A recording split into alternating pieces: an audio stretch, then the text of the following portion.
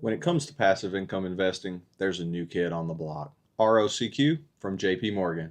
We're a little over 3 months since inception, and the question is simple. Is it doing any better than NEOS QQQI or Goldman Sachs GPIQ? Or is it the latest covered call ETF everyone will forget about in a year? I compared every major difference, and by the end of this video, one fund will stand out as the clear winner. Stick around because I think the result will shock you. Hit that subscribe button and let's jump in. Over the last few years, income ETFs have exploded in popularity. Investors aren't looking for just growth anymore, they want income as well. All three of these funds generate income by selling options, but how much upside they give away, how much yield they produce, varies significantly from fund to fund. Some covered call funds sell away pretty much all of their upside in exchange for income. Others sacrifice some income to preserve long-term capital appreciation. Personally, I prefer managers that leave some upside potential, because while income is important, growing your principal matters too. After all, a portfolio that's still growing has the ability to produce even more income years down the road. Now let's talk about what everybody looks at first, the yield. And this is where I think many investors make a mistake. A higher yield does not automatically make one ETF better than the other. The distribution can come from several sources: options premiums, dividends, capital gains, or even return of capital. What matters isn't just how much cash shows up in your brokerage, it's whether that income is sustainable while preserving your wealth. Sometimes accepting a slightly lower yield leads to significantly better total returns over time. So ROCQ's only been around 3 months. We only have 2 dividends to look at, but if we extrapolate this over the entire year, the year comes out to about 12%. Not too bad, ROCQ. QQQI is still around that consistent trailing 12-month dividend of 13.95%, which seems to be the range it's hovered around since inception, while GPIQ boasts a much lower 9.69 trailing 12-month dividend. So if we were looking at yield alone, QQQI is the clear winner. But that's not the whole picture. In paying out that higher yield, has QQQI lagged in total price return? Let's look at it. So hopping over to Seeking Alpha, on a price return basis, we can see that none of these have kept up with the underlying index QQQ, although GPIC's done a pretty good job at 12.73%. ROCQ comes in close behind with 11.88%, and QQQI is down at the bottom with 7.49% price appreciation. While the yield is the highest, we see we're not getting as much price return.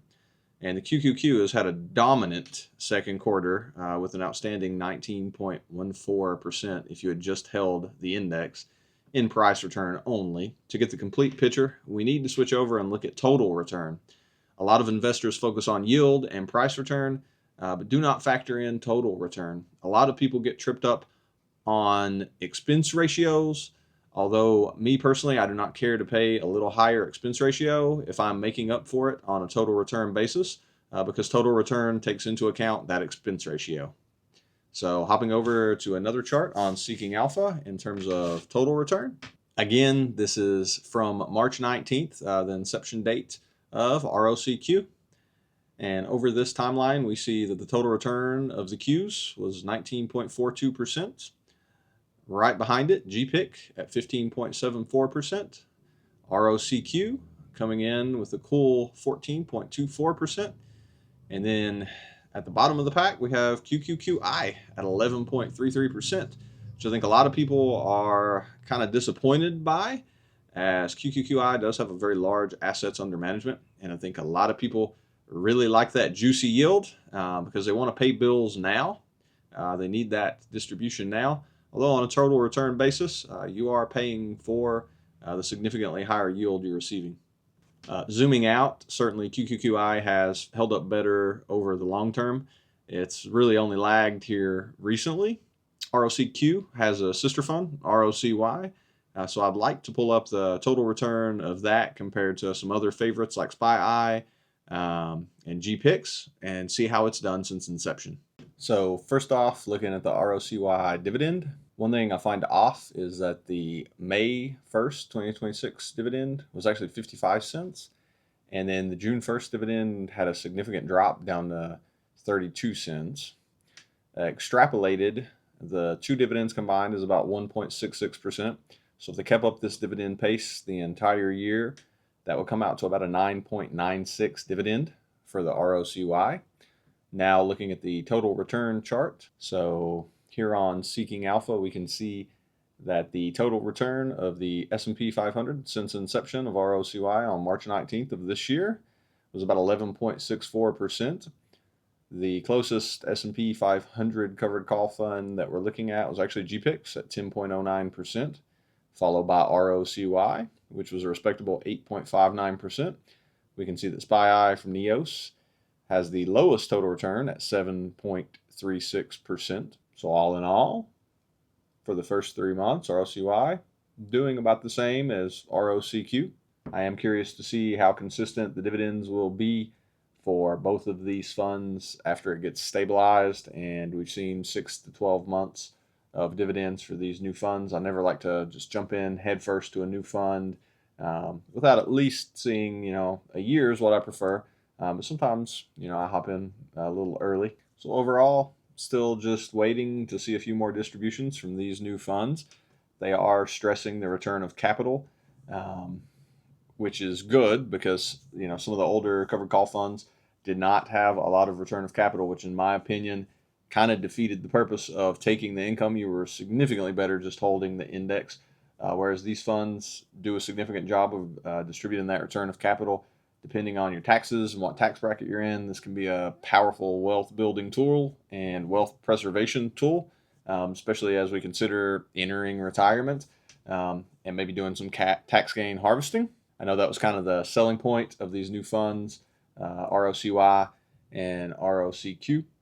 They do seem to provide a pretty good mix of passive income paired with fair price appreciation, which we see less of in the NEOS, QQQ, and SPY, whereas they pay out a little bit more and then have a little bit lower price return, and the past few months quite a bit less total return.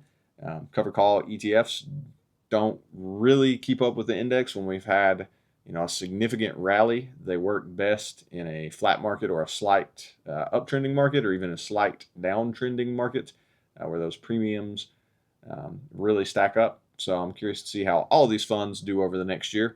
But at the moment, I'm leaning more towards GPIQ for my NASDAQ exposure currently. I still do own a lot more QQQI, and I've been happy with its price appreciation, as well as those juicy passive income distributions. They do pay at different weeks of the month, so I do like getting paid twice a month as well, holding both GPIQ and QQQI. So here's the lesson I hope everybody takes away from this comparison. Don't chase the highest yield for the sake of just yield chasing unless you absolutely need that income. And I would argue that if you're splitting hairs and need the income, you might want to reconsider your retirement strategy or the strategy you want to deploy with these funds in the first place, if a few percent are going to make or break your plan. And don't buy an ETF simply because it's the newest. New ETFs, you do not have to own them all in the covered call space. If you continually buy the next new thing, you're going to end up with a basket of 100 different holdings that you're going to have to keep up with. I try to keep my investing simple. I try to own under 10 core holdings. I have a lot of satellite holdings, but for the core, I would keep it simple. Also, don't assume that a popular choice is the right choice for you. Often, the road less taken is the correct choice for the vast majority of people. I know some funds have significant assets under management, and that can be a very safe feeling. You never want to be in a fund with so low of an assets under management that it's at risk for being taken off the exchange or shut down because the fund issuer cannot make any money from it. But I do think there is a happy medium where sometimes the best choice is not the road most traveled. In the end, it's all about building a portfolio that helps you sleep at night, that you are comfortable with in all market conditions. So if you've enjoyed this comparison, please let me know in the comments. Let me know which ETFs you're invested in and why, what you like about them, what you dislike about them. If there's any other ETFs you want me to cover, let me know in the comments as well. Hit that subscribe button. Thanks for watching, and I'll see you guys in the next one.